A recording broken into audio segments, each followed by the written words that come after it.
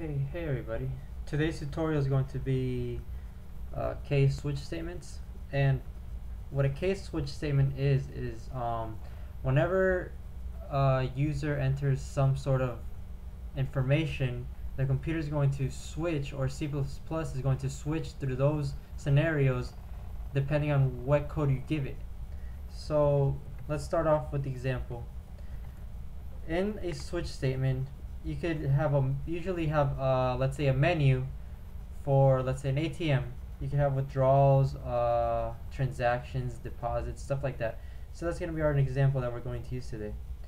So we're going to ask the user see out if it's a withdrawal. Okay, and then we'll just add a end line character right there, just so that the next output will go to the next line. Then we're going to ask the user deposit. So this is just basically simulating an ATM machine.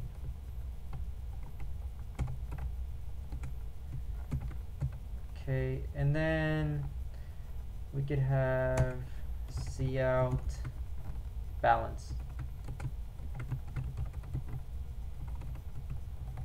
Okay, so now that we have that, all that's going to do is display something out to the screen, obviously. But now we need some sort of case statement. So if the user were to enter 1, that would be case 1, 2 would be case 2, and 3 would be case 3. So we're going to put in front of withdrawal, deposit, and balance the number that it is. So we're going to put 1, a 2 in front of deposit, and a 3 in front of balance. And all this saying is that it's telling the user basically like some sort of instructions. It's telling it it's press 1 for withdrawal, 2 for deposit, or 3 for balance. Okay. And now we're going to create an integer that's going to hold the value of that statement. So let's say x equals 0, or initializing it to 0 just for the fact that we want to avoid warnings. Okay. So how does a case switch statement work? Basically, you have your syntax called switch, and it's a reserved word because it obviously turns blue, and it's sort of like a function with closed parentheses, but it's actually more like a function where you're going to define it. So inside the switch statement function, you're going to put x, and all that's doing is that whenever the user enters x, which is holding the value of 1, 2, or 3, then it would do whatever code you give it. So let's do case 1 first. For case 1, we're going to say see out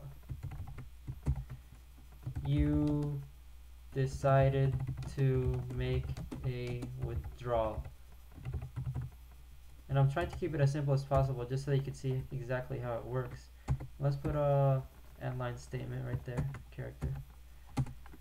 And then to break out of that case, you just simply put break with the semicolon. So now if we were to run the program, if I hit 1, it would say you decided to make a withdrawal. And same thing we're going to do the same thing for case 2.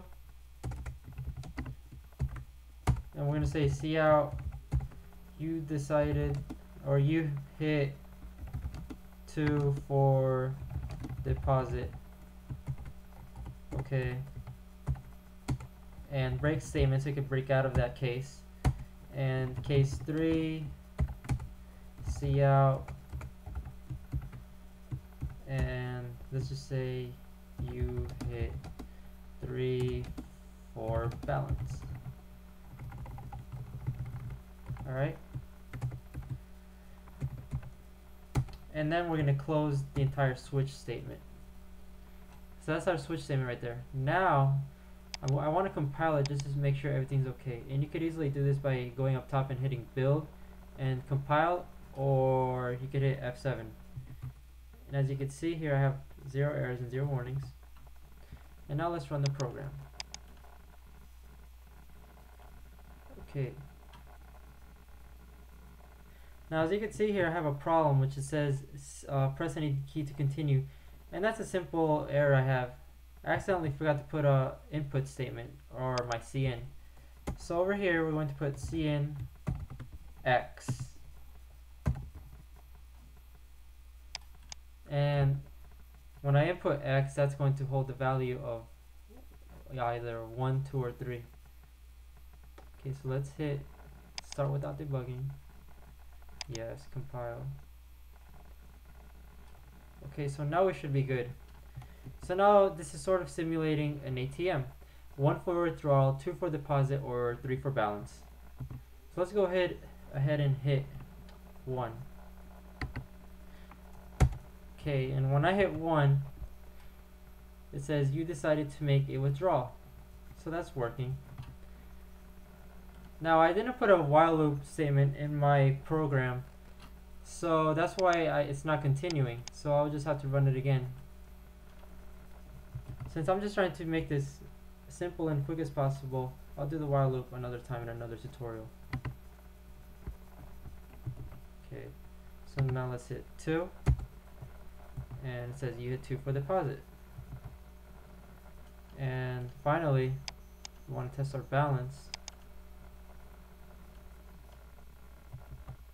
Okay, and when I hit 3, you hit 3 for balance. And that's it. That's how you do K-switch statements. Thanks for watching.